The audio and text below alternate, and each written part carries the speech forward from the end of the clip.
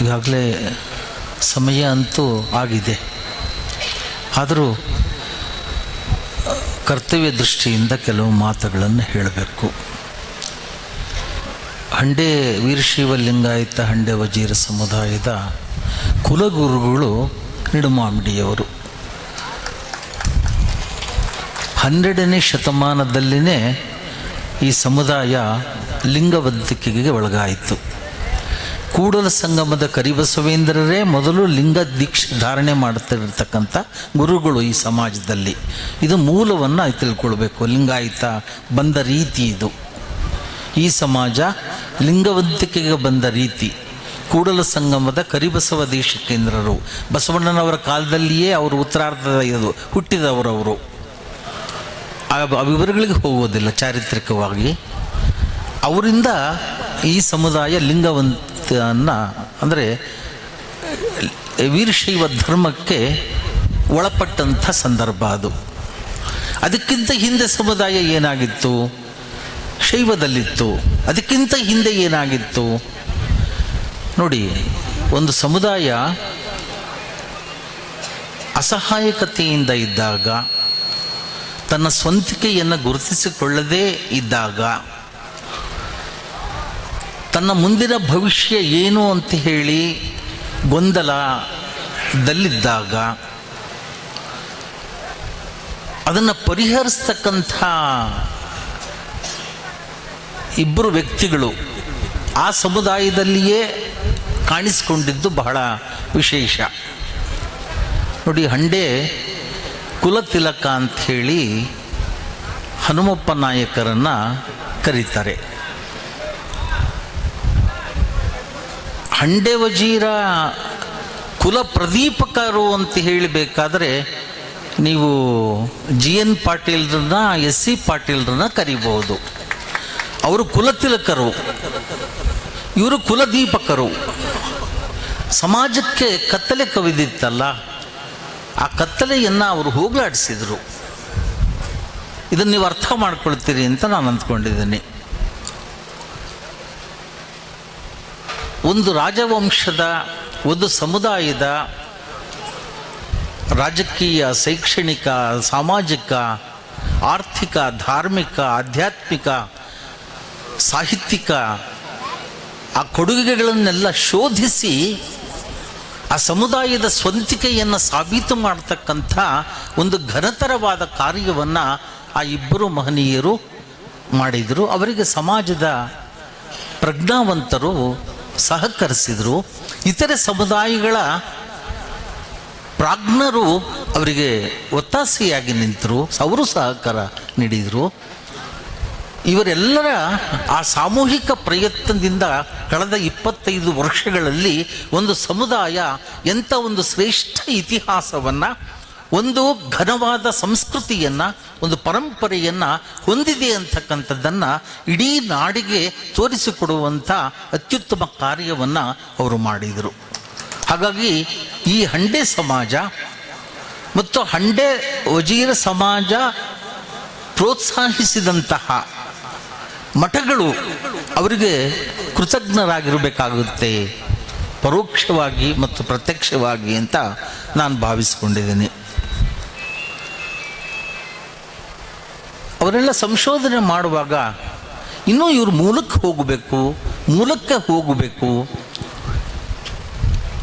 ಬೇರಿಗೆ ಹೋಗಬೇಕು, ಬೇರನ್ನು ನೋಡಬೇಕು. ಟೊಂಗೆ ಎಲೆಗಳು ಇದನ್ನೆಲ್ಲ ನೋಡಿದರೆ ಆಗಲ್ಲ, ಬೇರನ್ನು ಕಾಣುವ ಕೆಲಸ ಆಗಬೇಕು. ಸಂಶೋಧಕರು ಕೂಡ ಆ ಕಾರ್ಯವನ್ನು ಮಾಡಬೇಕಾಗ್ತದೆ. ಆಗಲೇ ನಮಗೆ ಅಮೂಲ್ಯವಾದಂತಹ ಸಂಗತಿಗಳು ತಿಳಿಯುತ್ತೆ. ನಾವು ಮೇಲ್ಮೇಲೆ ಸಮುದ್ರದ ತಡಿಯಲ್ಲಿ ಕಪ್ಪೆ ಚಿಪ್ಪುಗಳನ್ನು ಆದರೆ ಆಯ್ಕೆ ಮಾಡಿಕೊಂಡ್ರೆ ಪ್ರಯೋಜನ ಆಗಲ್ಲ. ಸಮುದ್ರದ ಒಳಗೆ ಹೋಗಬೇಕು, ಮುತ್ತು ರತ್ನಗಳಿಗಾಗಿ ನಾವು ಒಳಗೆ ಹೋಗಬೇಕು. ಆಗಲೇ ನಮಗೆ ಅಮೂಲ್ಯವಾದಂಥ ವಸ್ತುಗಳು ನಮಗೆ ದೊರಕುತ್ತೆ.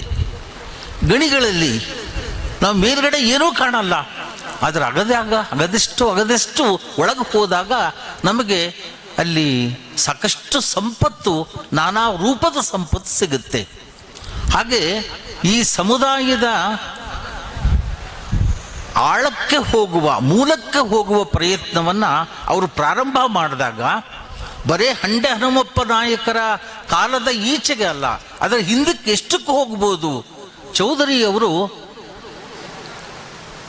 ವೇದೋಕ್ತ ಹಂಡೆ ಅರಸರು ಅಂತ ಹೇಳಿ ವೇದ ಮೂಲಕ್ಕೆ ಹೋದರು. ಪ್ರಾಚೀನ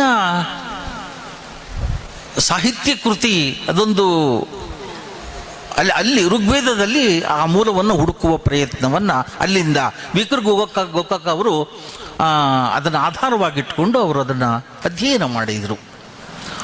ಅಷ್ಟಕ್ಕೆ ನಿಂತು ಹೋಯ್ತೆ ಈ ವಂಶ. ಅನೇಕ ಜನ ಪ್ರಾಜ್ಞರು, ವಿದ್ವಾಂಸರು, ಸಂಶೋಧಕರು, ಮಹನೀಯರುಗಳು ಎಲ್ಲ ಇಲ್ಲಿ ಬಂದಿದ್ದಾರೆ. ಡಾಕ್ಟರ್ ಪರಮೇಶ್ವರಮೂರ್ತಿಯವರು ನಿಜ ಚರಿತ್ರೆಯ ಬಗ್ಗೆ ಮಾತಾಡಿದರು. ಅದು ಯಾವಾಗಲೂ ಅನುರಣನ ಆಗ್ತಾನೇ ಇರಬೇಕು. ಇಡೀ ಭಾರತದ ಚರಿತ್ರೆಯನ್ನೇ ಪುನರ್ರಚನೆ ಮಾಡಬೇಕಾಗಿದೆ. ಮುಂದಿನ ದಿನಗಳಲ್ಲಿ ಸಂಸ್ಕೃತಿಗಳ ಪುನರ್ರಚನೆ, ಅಧ್ಯಯನಗಳ ಪುನರ್ರಚನೆ ಆಗಬೇಕಾಗಿದೆ. ಹೊಸ ಚಿಂತನೆಗಳು ನಡೀಬೇಕಾಗಿದೆ. ಎಷ್ಟೋ ವಿಷಯಗಳಲ್ಲಿ ಮರುಚಿಂತನೆಗಳಾಗಬೇಕಾಗಿದೆ. ಈ ಪ್ರಧಾನ ಅಧೀನ ಅನ್ನುವ ಈ ಶಬ್ದಗಳ ಪ್ರಯೋಗ ಮೊದಲು ನಿಲ್ಲಿಸಬೇಕು ನಮ್ಮ ವಿದ್ವಾಂಸರುಗಳು. ಪ್ರಧಾನ ಸಂಸ್ಕೃತಿ, ಅಧೀನ ಸಂಸ್ಕೃತಿ ಅಥವಾ ಉಪಸಂಸ್ಕೃತಿ ಹೆಸರಿನಲ್ಲಿ ಕೆಲವರ ಕೆಲಸ ಆಗಿದೆ. ಯಾವುದೂ ಪ್ರಧಾನ ಅಲ್ಲ, ಯಾವುದೂ ಅಧೀನ ಅಲ್ಲ. ಯಾಕಂದ್ರೆ ಸಮವರ್ತಿ ಸಂಸ್ಕೃತಿ ಅಂತ ಯಾಕೆ ಕರಿಬಾರ್ದು? ಸಮಸಂಸ್ಕೃತಿ ಅಂತ ಯಾಕೆ ಕರಿಬಾರ್ದು? ಈ ಪ್ರಧಾನ ಅಧೀನ ಅನ್ನೋದು ಅಲ್ಲೇ ಪಕ್ಷಪಾತ ಇದೆ. ಇತಿಹಾಸದ ಪಕ್ಷಪಾತ ಅಲ್ಲಿಂದಲೇ ಶುರುವಾಗ್ತದೆ. ಸಂಸ್ಕೃತಿಯ ಪಕ್ಷಪಾತ ಅಲ್ಲಿಂದಲೇ ಶುರುವಾಗ್ತದೆ. ಈಗ ಪಾಳೆಗಾರರು ನಿಜ, ಸಾಮಂತ ಅರಸರವರು ಸಾಮಂತ ಅರಸರಾಗಿದ್ದರೂ ಕೂಡ ಕೆಲವರು ಸ್ವತಂತ್ರ ರಾಜರ ಹಾಗೆ, ಸ್ವತಂತ್ರ ರಾಜರ ಸಮಗ್ರ ದೃಷ್ಟಿಕೋನ ಇಟ್ಟುಕೊಂಡು ಆಳ್ವಿಕೆ ಮಾಡಿದಂಥ ಅನೇಕ ನಿದರ್ಶನಗಳು ನಮಗಿದೆ. ರಾಮನ ಸಂದರ್ಭ ಹೇಳುವಾಗ ರಾಜಧರ್ಮವನ್ನು ರಾಮ ಪಾಲಿಸಿದ್ರ ಬಗ್ಗೆ ಮಾತನಾಡ್ತಾರೆ. ತನ್ನ ವೈರಿಗಳನ್ನು ಕೂಡ, ಪ್ರಜೆಗಳು ತನ್ನ ವಿರೋಧಿಗಳಾಗಿದ್ದರೂ ಕೂಡ, ತನ್ನದೇ ಪ್ರಜೆಗಳು ತನ್ನ ವಿರೋಧಿಗಳಾಗಿದ್ದರೂ ಕೂಡ ಅವರನ್ನು ತನ್ನ ಮಕ್ಕಳ ಹಾಗೆ ನೋಡಬೇಕು, ಸಮಾನವಾಗಿ ನೋಡಬೇಕು ಅನ್ನೋದು ಅದು ರಾಜಧರ್ಮ. ರಾಮ ಅದನ್ನು ಪಾಲಿಸಿದ ಅಂತ ಹೇಳ್ತಾರೆ. ಇಲ್ಲೂ ಕೂಡ ಹಾಗೇನೆ ಹಂಡೆ ಹನುಮಪ್ಪ ನಾಯಕರು ಅಂಥ ರಾಜಧರ್ಮವನ್ನು ಪಾಲಿಸಿದ ಪ್ರಭುಗಳು. ಯಾವ ಸಾಮ್ರಾಜ್ಯಾಧಿಪತಿಗಿಂತ, ಯಾವ ಸ್ವತಂತ್ರ ಸಾಮ್ರಾಟನಿಗಿಂತ, ಮಹಾರಾಜರಿಗಿಂತ ಕಡಿಮೆ ಅಲ್ಲದ ರೀತಿಯ ಆದರ್ಶ ದೊರೆಯಾಗಿ ಅವರು ರಾಜ್ಯಭಾರವನ್ನು ಮಾಡಿದ್ದಾರೆ ಅಂತಕ್ಕಂಥದ್ದು ಇತಿಹಾಸದ ಆ ಎಲ್ಲ ವಿವರಗಳನ್ನು ನೋಡಿದಾಗ ನಮ್ಮ ಗಮನಕ್ಕೆ ಬರ್ತದೆ. ಇನ್ನು ಮೂಲಕ್ಕೆ ಯಾಕೆ ಈ ಸಮುದಾಯ ಹೋಗಬೇಕು ಎಲ್ಲ, ಇದು ಅನೇಕರಿಗೆ ಆಸಕ್ತಿ ಇದೆ, ಉತ್ಸಾಹ ಇದೆ ಅದಕ್ಕೆ. ಈಗ ಆಯಿತು, ವರಾಹ ಅಲ್ಲಿ ಬರುತ್ತೆ, ಇಲ್ಲಿ ಹಂದಿ ಪಂದಿ, ಅದು ಕಾಡು ಹಂದಿ ಅಷ್ಟೇ ಅದರ ಸಂಸ್ಕೃತ. ಇತರೆ ದೇಶಗಳ ಭಾಷೆಗಳಲ್ಲಿ ಸಿಗ್ತಕ್ಕಂಥ ಅರ್ಥ. ಆ ವರಾಹ ಅನ್ನೋದು ನಮ್ದು ಅಲ್ವೇ ಇಲ್ಲ, ಬೇರೆ ದೇಶದ ಅಂತ ಹೇಳಿ ಕೆಲವರು ವಿದ್ವಾಂಸರು ಹೇಳ್ತಾರೆ. ಪ್ರತಿಯೊಂದರ ಬಗ್ಗೆ ಮರುಚಿಂತನೆಯಾಗಬೇಕು. ಏನು ಅಂತ ಹೇಳಿದರೆ ನೋಡಿ, ಅದು ವರಾಹ ಅನ್ನೋದರಲ್ಲಿ ರಾಹ ಮೊದಲು ತೆಗೆದುಕೊಳ್ಬೇಕು. ರಾಹ ಹರದ ಹಿಂದು ಮುಂದಾದ ಅಕ್ಷರಗಳು, ಹರನೇ ರಾಹ ಆಗಿದ್ದು. ಆ ರಾಹ ಏನು? ರಾವಲ್ಪಿಂಡಿ ಅಂತ ಇವತ್ತು ಪಾಕಿಸ್ತಾನಕ್ಕೆ ಸೇರಿದ ಪ್ರಾಂತ್ಯದಲ್ಲಿ ಆ ನಗರ ಇದೆ, ರಾವಲ್ಪಿಂಡಿ ಅಂತ. ರಾಹ ರಾಹು ಆಗಿ, ರಾವ ಆಗಿ, ರಾವಣ ಆಗಿ, ರಾವಣ ಆಗಿ, ಬುದ್ಧನ ಮಗ, ಗೌತಮ ಬುದ್ಧನ ಮಗ ರಾಹುಲ್ ಆಗಿ, ರಾಹುಲ್ ಗಾಂಧಿಯವರೆಗೂ ಆ ರಾಹ ಜೀವಂತವಾಗಿದ್ದಾನೆ. ರಾವತ್ತಾಗಿ, ರಾವಣ ಆಗಿ, ರಾವಣ ಆಗಿ, ನೀವು ಹಾಗೆ ತಗೊಳ್ಬೇಕು. ಆ ರಾಹ ಹರದ ಹಿಂದು ಮುಂದಾದ ಅಕ್ಷರಗಳೇ ರಾಹ. ಇನ್ನೊಂದು ಭಾಳ ಚೆನ್ನಾಗಿ ತೆಗೆದುಕೊಳ್ಳಿ, ಮಾರ ಅಂತ. ಇಲ್ಲಿ ವಿದ್ವಾಂಸರು ಬಂದಿರೋದ್ರಿಂದ ಹೇಳ್ತಾ ಇದ್ದೀನಿ. ಮಾರಾದ ಹಿಂದು ಮುಂದಾದ ಅಕ್ಷರಗಳೇ ರಾಮ ಆಗಿದ್ದು. ಅಚ್ಚ ದ್ರಾವಿಡ ನಾಯಕರುಗಳು ಇವರು. ಯಾರು? ಹರನ ನಂತರ. ಹರ ನಮ್ಮ ಮೂಲ ಸಂಸ್ಕೃತಿಯ ಮಹಾಪುರುಷರನ್ನು ರೂಪಿಸಿದವರಲ್ಲಿ ಒಬ್ಬರು. ಹರನಿಗಿಂತ ಮೊದಲು ಮುರದ ಪರಂಪರೆಯವನೇ ಮಾರ, ಹರಣ ಪರಂಪರೆಯವರೇ ರಾಹ, ಆ ರಾಹದ ಪರಂಪರೆ ಮುಂದುವರಿಸಿದವನೇ ರಾಮ. ಮುಂದೆ ಎಲ್ಲಿಯವರೆಗೆ ಬರ್ತದೆ ಇದು ನೋಡಿ. ಈ ವೈದಿಕ ಬ್ರಾಹ್ಮಣರು ವೀರಶೈವರು ಅದನ್ನು ಬಳಸ್ತಾರೆ. 2000 ವರ್ಷಗಳಿಂದ ಸಂಕಲ್ಪ ಮಂತ್ರವನ್ನು ಹೇಳ್ತಾರೆ. ಹರ ಹರ ಶಂಭೂರಾಗ್ನೇಯ ಏನ್ರಿ ನಂಜುಂಡಸ್ವಾಮಿಯವರೇ. ಅಲ್ಲಿ ವರಾಹ ಕಲ್ಪೆ ವೈವಸ್ವತ ಮನ್ವಂತರೆ ಅಲ್ಲೆಲ್ಲ ಬರುತ್ತೆ. ಭರತ ಖಂಡೆ ಭರತ ವರ್ಷೆ ಮೇರೋರ್ದಕ್ಷಿಣ ದಿಗ್ಭಾಗೆ ಶ್ರೀಶೈಲಸ್ಯ ಪಶ್ಚಿಮ ಪ್ರದೇಶೆ. ಇದು ಕನಿಷ್ಠ 2000 ವರ್ಷಗಳಿಂದ ಹೇಳುವಂಥ ಸಂಕಲ್ಪ ಮಂತ್ರ ವರಾಹ ಕಲ್ಪೆ ಅಂತ ಬರ್ತದೆ. ಈಗ ನಾವಿರೋದು ವೈವಸ್ವತ ಮನ್ವಂತರ ವರಾಹ ಕಲ್ಪದಲ್ಲಿದ್ದೀವಿ ನಾವೀಗ. ವಾ ಅದು ಆಮೇಲೆ ಬಂದ ಶಬ್ದ, ರಾಹ ಅಲ್ಲಿದೆ ತೆಗೆದುಕೊಳ್ಳಿ.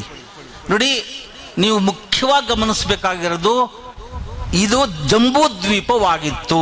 ಯಾಕಂದ್ರೆ ನಿಮ್ಮ ಬಸವಣ್ಣರ ವಚನದಲ್ಲೂ ಕೂಡ ಜಂಬೂದ್ವೀಪ ನವಖಂಡ ಪ್ರತಿಯೊಳಗೆ ಒಂದು ವಚನ ಬರುತ್ತೆ ನೋಡಿ. ಜಂಬೂದ್ವೀಪ ಇದು. ಜಂಬೂದ್ವೀಪದ ಹತ್ತಿರ ವರಾಹ ದ್ವೀಪವೂ ಕೂಡ ಇತ್ತು ಅಂತಕ್ಕಂಥದ್ದನ್ನು ಮರಿಬಾರ್ದು.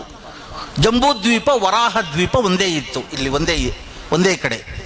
ಹಾಗಾಗಿ ಈ ಭರತಖಂಡ ಭರತ ವರ್ಷ ಇದಿದೆಯಲ್ಲ, ಇದನ್ನೂ ಒಂದು ಸ್ವಲ್ಪ 2 ಮಾತಲ್ಲಿ ನಾನು ಅದನ್ನು ಹೇಳಲಿಕ್ಕೆ ಬಯಸ್ತೀನಿ. ಭಾರತದ ಹೆಸರು ಹೇಗೆ ಬಂತು, ಯಾರಿಂದ ಬಂತು? ಈಗ ಜೈನರು ಬರ್ಕೊಂಡ್ರು ಭರತ ಚಕ್ರವರ್ತಿಯಿಂದ ಬಂತು ಅಂತ. ಈ ಕಡೆ ವೈದಿಕರು ಬರ್ಕೊಂಡ್ರು ದುಷ್ಯಂತ ಶಕುಂತಲೆಯರ ಮಗ ಭರತನಿಂದ ಬಂತು ಅಂತ. ಸತ್ಯವಾಗಲೂ ಇವು ಇತಿಹಾಸಕ್ಕೆ ಸಲ್ಲುವಂಥ ವಿಚಾರಗಳಲ್ಲ. ಬಾರನಿಂದ ಭಾರತ ಅಂತ ಬಂತು. ಯಾರು ಆ ಬಾರ? ಮೂಲಕ್ಕೆ ಹೋಗಬೇಕು. ಅದಕ್ಕೆ ನಾನು ಹೇಳೋದು, ವಿದ್ವಾಂಸರುಗಳು ಮತ್ತೆ ಹೊಸ ರೀತಿಯ ಚಿಂತನೆಗಳನ್ನು ಮಾಡಬೇಕು. ನಾನು ಅವರು ಚಿಂತನೆ ಮಾಡ್ತಾ ಇರೋದು, ಕೆಲಸ ಮಾಡಿರೋದು, ಮಾಡ್ತಾ ಇರೋದು ಅಷ್ಟಕ್ಕೆ ಅದು ಕಡಿಮೆ ಅಂತ ಖಂಡಿತ ನಾನು ಹೇಳ್ತಾ ಇಲ್ಲ. ಅದೆಲ್ಲ ಮೌಲಿಕವಾದದ್ದೇ. ಆದರೆ ನಾವು ಇನ್ನೂ ಮೂಲಕ್ಕೆ ಹೋಗಬೇಕು, ಮೂಲವನ್ನು ತೆಗಿಬೇಕು. ಅವಾಗ ನಮ್ಮದು ಏನು ಅನ್ನೋದು ನಮಗೆ ಸ್ಪಷ್ಟವಾಗಿ ನಮಗೆ ಗೊತ್ತಾಗ್ತದೆ. ನೋಡಿ, ಬೋರನ ಮಗ ಬಾರ. ಯಾರು ಬೋರ? ಯಾರು ಶಿವ ಅಂತ ಹೇಳಿ ಇವತ್ತು ಇಡೀ ಭರತಖಂಡದ ಅತ್ಯಂತ ಹೆಚ್ಚಿನ ಅನುಯಾಯಿಗಳು ಪೂಜೆ ಮಾಡ್ತಾ ಇದ್ದಾರೋ ಶಿವನನ್ನ, ಅವನ ಮೂಲ ಹೆಸರು ಬೋರ.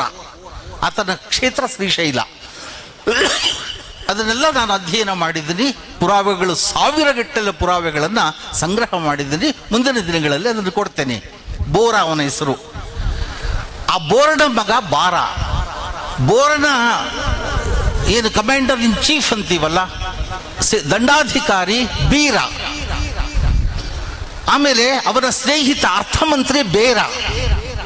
ನೋಡಿ, ಭಾರತದ ರೂಪಿಸಿದ ಮಕಾರದ ಚರಿತ್ರೆ ಒಂದು ಕಡೆ ಇದೆ, ಬಕಾರದ ಚರಿತ್ರೆ ಒಂದು ಕಡೆ ಇದೆ. ಆ ಸಾಕ್ಷಾತ್ ಶಿವ ಏನಿದ್ದಾನೆ, ನಮ್ಮೆಲ್ಲರ ಆರಾಧ್ಯ ದೈವ, ಅವನ ಮೂಲ ಹೆಸರು ಬೋರ. ಅವನ ಮಗ ಬಾರ. ಆ ಬಾರ ಗಣಪತಿ ಅನ್ನೋದು ವ್ಯಕ್ತಿ ಹೆಸರಲ್ಲ, ಅದು ಗಣಪತಿ ಸ್ಥಾನದ ಹೆಸರದು. ಪ್ರಧಾನಮಂತ್ರಿ ಅನ್ನೋದು ವ್ಯಕ್ತಿ ಹೆಸರಾಗುತ್ತಾ? ರಾಷ್ಟ್ರಪತಿ ಅನ್ನೋದು ವ್ಯಕ್ತಿ ಹೆಸರಾಗುತ್ತಾ? ಅದು ಸ್ಥಾನದ ಹೆಸರು. ಗಣಪತಿ ವ್ಯಕ್ತಿ ಹೆಸರಲ್ಲ, ಸ್ಥಾನದ ಹೆಸರದು. ಆ ಬಾರನೆ ಅನ್ನುವನೇ ಗಣಪತಿ. ಆ ಬಾರ ಅನ್ನುವನೇ ಗಣಪತಿ ಅಂತ ಮಾಡಿದ್ರು, ಹೆಸರಿಟ್ರು ಆಮೇಲೆ ಇವರು. ವಾಸ್ತವವಾಗಿ ಬೋರನ ಮಗ ಬಾರ, ಶಿವನ ಮಗ ಬಾರ. ಯಾಕೆ ಹಂಗೆ ಇಷ್ಟೆಲ್ಲ ಆಯಿತು? ಇಡೀ ಚರಿತ್ರೆಯನ್ನೇ ಯಾಕೆ ಬದಲಿಸಿದ್ರು? ಇಡೀ ಸಂಸ್ಕೃತಿಯನ್ನೇ ಹೊಸ ದಿಕ್ಕಿಗೆ ಯಾಕೆ ತೆಗೆದುಕೊಂಡು ಹೋದ್ರು?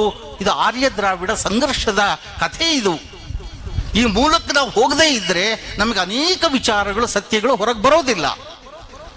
ಯಾವಾಗ ಆರ್ಯರ ಕನ್ಯೆ ದಕ್ಷಾಯಿಣಿಯನ್ನ ಶಿವ ಮದುವೆಯಾದ, ಬೋರ ಮದುವೆಯಾದ, ಎರಡೂ ಜನಾಂಗಗಳ ನಡುವೆ ಸಂಘರ್ಷವನ್ನು ತಪ್ಪಿಸಿ ಒಂದು ಸೌಹಾರ್ದತೆಯನ್ನು ಉಂಟು ಮಾಡಿ, ಸೌಮನಸ್ಸನ್ನು ಉಂಟು ಮಾಡಿ, ಕೂಡಿ ಬದುಕುವಂತಹ ಒಂದು ವಾತಾವರಣಕ್ಕೆ ಹೋದ. ಅವಾಗ ಆ ಹುಡುಗಿಯನ್ನು ಮದುವೆಯಾದ. ಆಮೇಲೆ ಮಾವಾಳಿ ಎಂದರಿಗೆ ಸಂಘರ್ಷ, ಆಮೇಲೆ ದಕ್ಷ ಯಜ್ಞ, ಅದರ ವೀರಭದ್ರ ಹೋಗಿ ಅದನ್ನು ನಾಶ ಮಾಡ್ತಕ್ಕಂಥದ್ದು. ಇದೆಲ್ಲ ಆದಾಗ ಏನಾಯಿತು? ಇಡೀ ದ್ರಾವಿಡ ಚರಿತ್ರೆಯನ್ನ, ಇಡೀ ಶಿವ ಚರಿತ್ರೆಯನ್ನ ಸಂಪೂರ್ಣವಾಗಿ ಬದಲಾಯಿಸಿದರು. ಅವಾಗ ಬೋರ ಹೋಗಿ ಶಿವ ಆಗ್ತಾನೆ, ಶಿವನ ಆತ್ಮೀಯರಾದವರು ಬೇರೆ ಹೋಗಿ ಕುಬೇರ ಆಗ್ತಾನೆ. ಅವಾಗ ಕೆಟ್ಟ ಬೇರೆ ಆಗ್ತಾನೆ. ಶಿವನ ಅನುಯಾಯಿ ಮಾರ ಹೋಗಿ ಕುಮಾರ ಆಗ್ತಾನೆ, ಕುಮಾರ ಕೆಟ್ಟ ಮಾರ ಆಗ್ತಾನೆ. ನೋಡಿ, ಇವೆಲ್ಲವನ್ನು ನೀವು ಗಮನಿಸ್ಬೇಕಾಗ್ತದೆ. ಆಮೇಲೆ ಬೀರ, ಅವನಿಗೆ ಕುಬೀರ ಅಂತ ಹೇಳಲಿಲ್ಲ, ಕುಬೇರ ಮಾತ್ರ ಕು ಸೇರಿಸಿದ್ರು, ಮಾರನಿಗೆ ಕುಮಾರ ಮಾಡಿದ್ರು, ವರನಿಗೆ ಕುವರ ಮಾಡಿದ್ರು, ಕೆಟ್ಟ ವರ, ಕೆಟ್ಟ ಮಾರ, ಕೆಟ್ಟ ಬೇರ ಮಾಡಿದ್ರು. ಶಿವನ ಸಂತತಿಗೆ, ಶಿವನ ಅನುಯಾಯಿಗಳಿಗೆ, ಶಿವನ ಸಾಹಸಿಗರಿಗೆ ಎಲ್ಲರನ್ನೂ ಅವರನ್ನ ಕೆಟ್ಟ ಕು ಶಬ್ದವನ್ನು ಸೇರಿಸಿ ಅಲ್ಲಿ ಇತಿಹಾಸವನ್ನು ಮರೆಮಾಚುವಂತಹ ಪ್ರಯತ್ನವನ್ನು ಅವರು ಮಾಡಿದರು. ಹಾಗಾಗಿ ಮತ್ತೆ ಬಾರ ಆರ್ಯರನ್ನ ಹಿಂದಕ್ಕೆ ತಳ್ಳಿ, ಅಂದ್ರೆ ದಾಕ್ಷಾಯಿಣಿ ಮತ್ತು ಶಿವನ ಸಂತತಿಯಾದಂತಹ ಬಾರ ಅವನೇ ಗಣಪತಿ. ಇವಾಗ ಗಣಪತಿಗೆ ಅಗ್ರ ಪೂಜೆ ಮಾಡ್ತಾ ಇದ್ದಾರೆ ನೋಡಿ. ಇವಾಗ ಗಣಪತಿಗೆ ಮೊದಲನೇ ಸ್ಥಾನ, ತಂದೆಗೆ ಮೊದಲನೇ ಸ್ಥಾನ ಕೊಡಲಿಲ್ಲ, ಅಟ್ಲೀಸ್ಟ್ ಮಗನಿಗೆ ಸ್ಥಾನ ಕೊಟ್ಟರು. ಇದು ಆಮೇಲೆ ಅರ್ಥ ಮಾಡಿಕೊಂಡು ಗಣಪತಿ ಅಂತ ಹೇಳಿ ಅವನಿಗೆ ಮೊದಲನೇ ಪೂಜೆ ನಡೀತದೆ.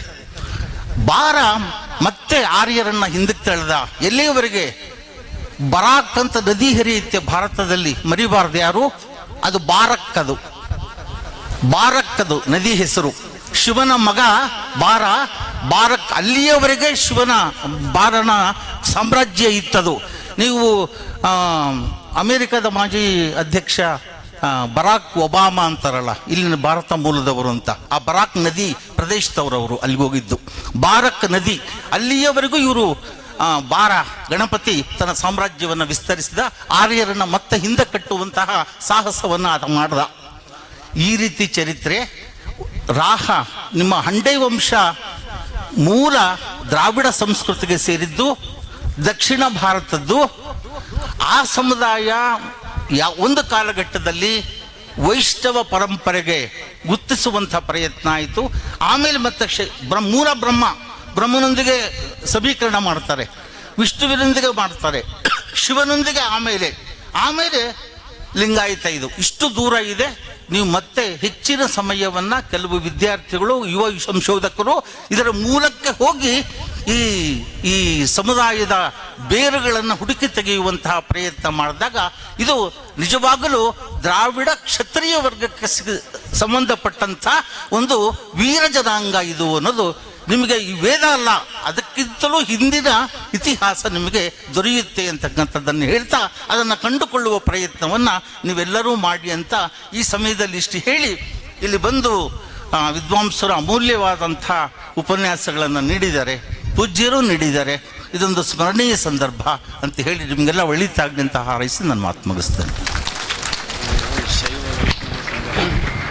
ಭಾರತದ ಚರಿತ್ರೆಯ ಪುನರ್ರಚನೆಯಾಗಬೇಕು, ಸ್ಥಳೀಯ ಚರಿತ್ರೆಯ ಮೂಲವನ್ನು ತಡಕಾಡುವ ಮೂಲಕ ಮರು ವ್ಯಾಖ್ಯಾನ ಆಗಬೇಕು ಅನ್ನುವಂತಹ ಹಲವಾರು ಹೊಸ ವಿಚಾರಗಳನ್ನು ತಿಳಿಸಿಕೊಟ್ಟಿರುವಂತಹ ಧರ್ಮಗುರು ಶ್ರೀ ವೀರಭದ್ರ ಚನ್ನಮಲ್ಲ ದೇಶಿಕೇಂದ್ರ ಮಹಾಸ್ವಾಮಿಗಳವರಿಗೆ ಧನ್ಯವಾದಗಳು.